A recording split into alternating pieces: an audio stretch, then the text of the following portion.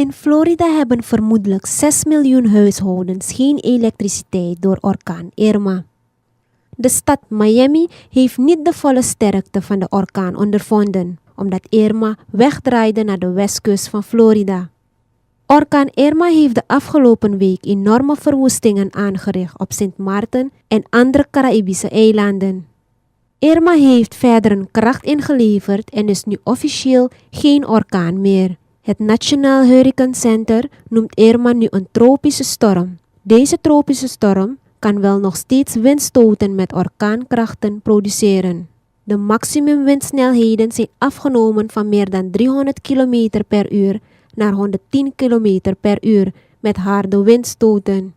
Het gaat weken duren voordat alle huishoudens in Florida weer elektriciteit hebben. In deze zuidelijke Amerikaanse staat zijn tot nu toe 3 mensen omgekomen door de orkaan. Over het totaal aantal slachtoffers en de omvang van de schade is nog niet bekend. I can tell you overnight, suddenly you heard the shrill tone of those ubiquitous cell phone weather alerts. In this case, word that a hurricane warning, also a storm surge warning had been posted to this area. Storm surge meaning the waters will rise. They will likely rush inland, inundating coastal communities and posing a deadly threat. Irma's fury, awe-inspiring and terrifying. Overnight, the major hurricane battering Turks and Caicos on its march toward the U.S. mainland. I'm scared as hell about my house. It's a race against time now in South Florida and beyond. I get the feeling this is the way it's going to be. With hundreds of thousands of residents ordered out. The storm, now wider than the Florida peninsula, forecasters saying it could pave a path of destruction the length and width of the state. Every Florida family must prepare to evacuate, regardless of the coast you're on. Those already on the move, packing highways. Google Maps shows the state of urgency in bright red, indicating heavy traffic on the interstate headed north. Lines for gas, bumper to bumper. But at many gas stations, the pumps have gone dry. Fuel trucks now getting police escorts through the traffic to replenish the supply. For those waiting, the fear is real. This is huge. It's really huge. And these surges by the beach, the water's going to come up really high. You get trapped in your homes. It's really scary. Images from the Caribbean in the wake of Irma tell a story of paradise lost. Islands like Barbuda and St. Martin are decimated. President Trump dealing with the nation's second natural disaster in as many weeks, the White House releasing photos of an Oval Office briefing on Irma. The Senate voting through a nearly $16 billion hurricane relief package, which includes Hurricanes Harvey and Irma, that now goes to the House. With the storm's path uncertain, the Air Force is now relocating dozens of warplanes from bases across the Southeast. And residents in Georgia and the Carolinas are stocking up as they wait to see which way Irma will turn. Miami Beach, where we are under a mandatory evacuation order, and Matt and Savannah, police and officials here have said once the winds reach 39 miles per hour, first responders simply won't respond because of the danger of getting their officers and firefighters out in those conditions. After leveling parts of the Caribbean, Irma has made landfall in the United States. It's destroyed much of the Florida Keys, which are still inaccessible by bridges. Parts of Miami were inundated before Irma picked up power as it again moved over water on its way north. The eye of the storm then made yet another landfall on Sunday afternoon on Marco Island near the city of Naples. The path of destruction scars Florida from coast to coast. Police rescued this couple from their sailing boat. It's my home, it's everything I own, so I was doing everything I could to save it, and it just got out of hand. Tampa, a city of about 400,000, is in Irma's direct path. I'm standing now in South Tampa, a peninsula of land surrounded by seawater on 2 sides. And this is an especially vulnerable area, not only because of poor drainage for rainfall and flooding, but also because the entire landmass could be overcome by storm surge.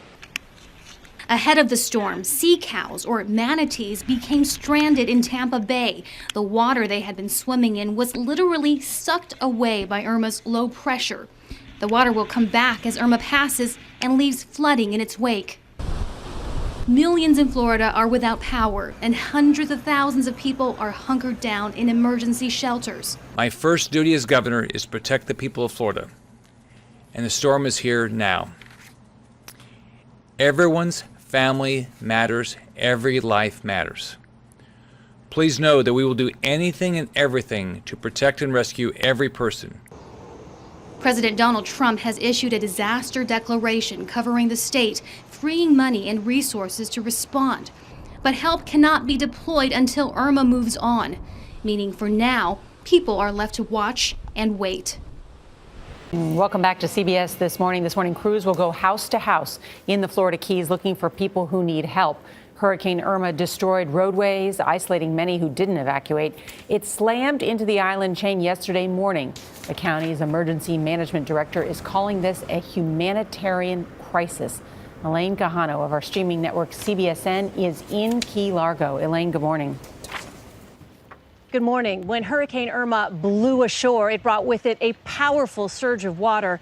And all around here in Key Largo, we see evidence of that. Piles of debris, damage to the lower levels of homes like the one behind me here. And all of this is just one example of Irma's destructive force. Neighbors' houses pretty much gone.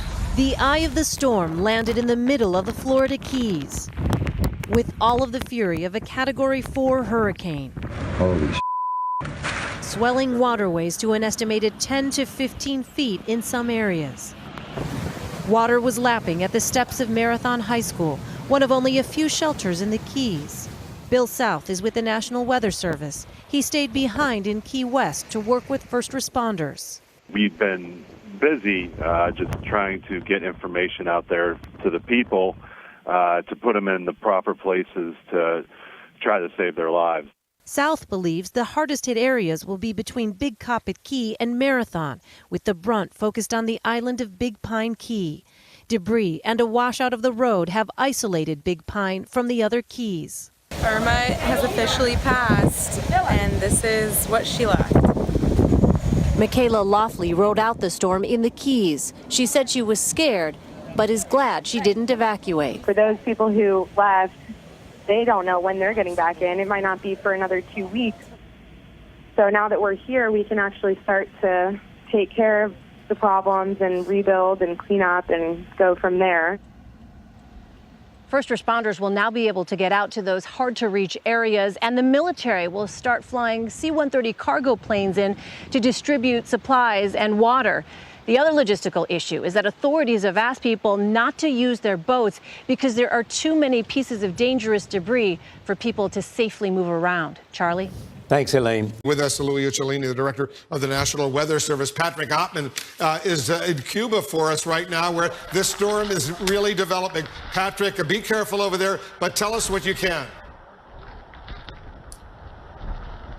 You know, just as the last time we talked, Wolf, the first major squall has come in, rain blowing sideways. We can no longer see the islands off the coast. It is really blowing here. I think it's just the beginning of this very powerful storm, Category 5, coming to this section of Cuba, and I think it's just the beginning of a very long night. When we spoke just a little while ago, Patrick, it seemed relatively calm, pretty sunny, almost like a normal day, and all of a sudden this has developed. So what are they saying in Cuba right now? How much time do you have before the real hurricane develops? Because this is just the outer circle of it.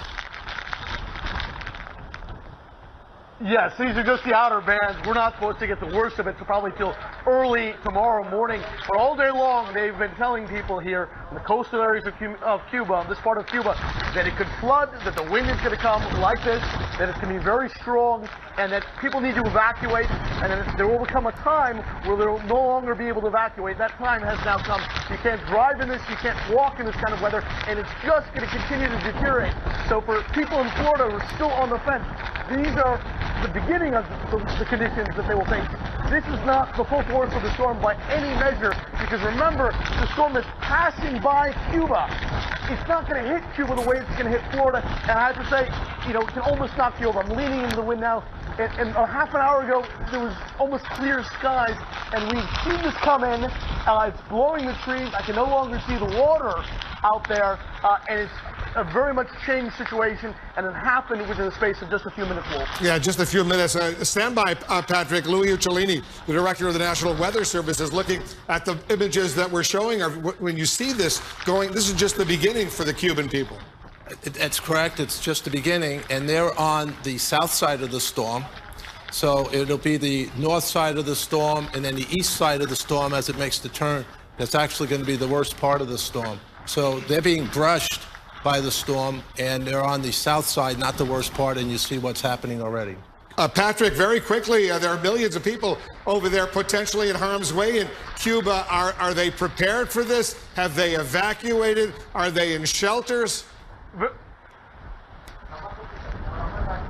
So the Cuban government says that hundreds of thousands of people across this very long line have already evacuated. Tens of thousands of tourists were taken off the islands behind me from the hotels there, the beaches, and taken to other parts of the island or to airports where they could fly home early to cut their vacation short. Other Cubans have gone to stay with relatives, have actually gone up into caves in the mountains.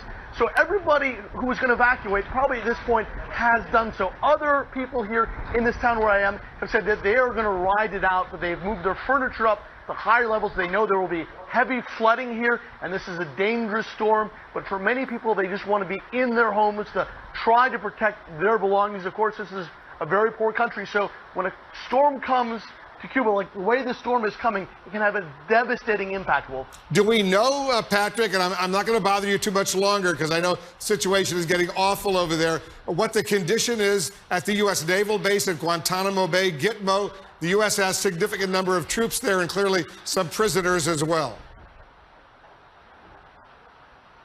Absolutely, and they were hunkering down this morning because they are a little bit further to the south. Probably the worst of the storm is going to miss them. I'm on the north central coast, so we're getting a lot more of the storm. Of course, the Cuban government has said that every bit of the coastline, the northern coastline at least, was going to be affected. The whole length, they said, up till Havana, perhaps was going to get some sort of weather. U.S. diplomats, for the first time since I've lived here 6 years ago, 6 years now, evacuated. They were allowed to evacuate. They didn't have to evacuate, but the State Department said that if diplomats wanted to leave from the embassy in Havana, they could do so, and many people took them up on that offer. Of course, this storm is going to continue to go along Cuba tonight and tomorrow, and then go up into Florida. So it just shows you how quickly the conditions can deteriorate, Wolf, and become quite a scary situation. Patrick Ottman, one of our courageous journalists. We have journalists all over the path of Hurricane Irma right now. Thanks very much. Be careful over there. We'll stay in close touch, get some shelter. This is only going to get worse for you, for the people of Cuba, over the coming hours.